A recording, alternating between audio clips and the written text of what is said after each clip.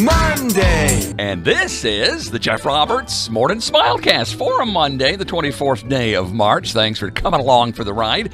Please leave any comments you have in the comment section below. You can even give us a holler at 409-2-MY-KLBT. Record your comments. Maybe you'll make one of the next episodes. We begin, as always, with Thanksgiving 365. What are we thankful for today? I am thankful for being a Celebrate Rewards member. When you reach 100 Celebrate Rewards points, you're rewarded with $5 off instantly. Well, I reached the points, and I got a free package of hamburger. Yes, it was a win-win all the way around. So anyway, it's the little things, right? What are we thankful for today?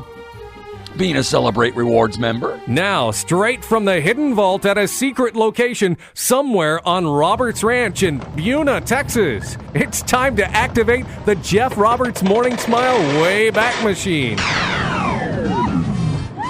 catapult you through time. This is the Wayback Machine for traveling through time. Where are we going today, Mr. Peabody? Up, down, forwards, backwards, sideways. Return with us now to those thrilling days of yesteryear.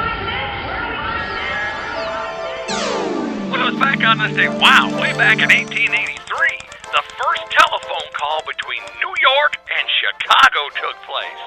Wonder what they talked about. Okay, Todd, Bears, 79 zip. Oh, really? You don't think that the Giants will score? No, I do not. 1955 on this day, Tennessee Williams played Cat on a Hot Tin Roof debut on Broadway. Then they made a movie out of it. I feel all the time like a cat on a hot tin roof. Then jump off the roof, Maggie, jump off it. Rude, Paul Newman, rude.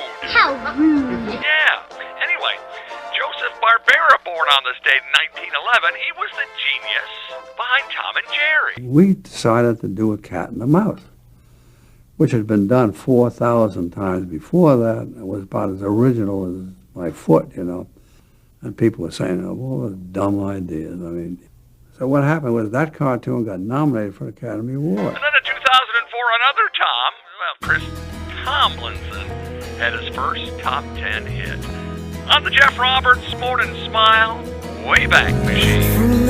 Chris Tomlinson, Indescribable. We've got an Indescribable live version of Indescribable in the links below for you, bringing us to daily wisdom from Jeff's calendar. If you will turn the page to the 24th, here's what we read.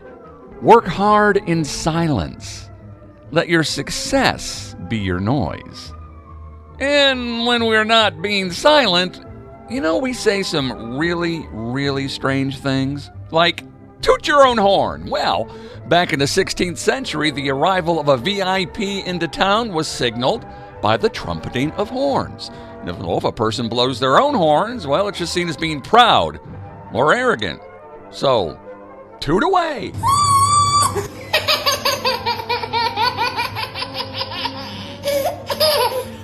How about the phrase off the wagon?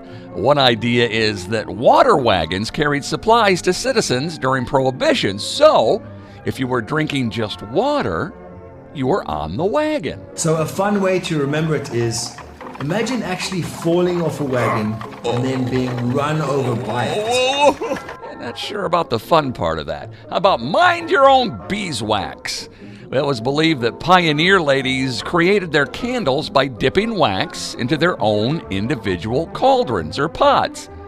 If you didn't mind your own, you might get burned. That's right, isn't it? For your information, it's none of your business. And second of all, it's none of your business. Stay on your side. Sorry. Close, but no cigar. American fairgrounds and carnivals used to hand out cigars for prizes if you tried your hand at a game. If you almost won, you were close, but you didn't get a cigar. You know, I can verify this is actually true. I can remember from my childhood fairs. We used to win cigars all the time. Now, we gave them to Grandpa, so everything was all right. Whoops, I guess I let the cat out of the bag. Another great expression we use. Merchants actually used to sell piglets off to farms in bags. Some pig. That's what it says, all right. Hey, pig. Some pig. Look this way. Now, if they were swindling their customers, though, they might stick a cat in there instead, and of course the customer wouldn't find out until the cat came out of the bag. One more phrase for you, bringing home the bacon. Well, back in the day, obtaining pork made folks feel quite special. And when visitors came over, well, they would hang up their bacon to show it off. It was a sign of wealth and prestige that a man could bring home the bacon.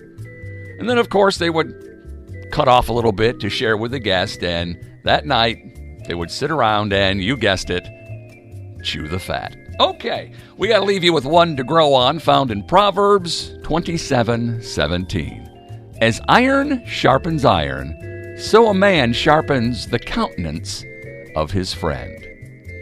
Let's get to sharpening, huh? Have yourself a great one. We'll see you next time on the Jeff Roberts Morning Smilecast.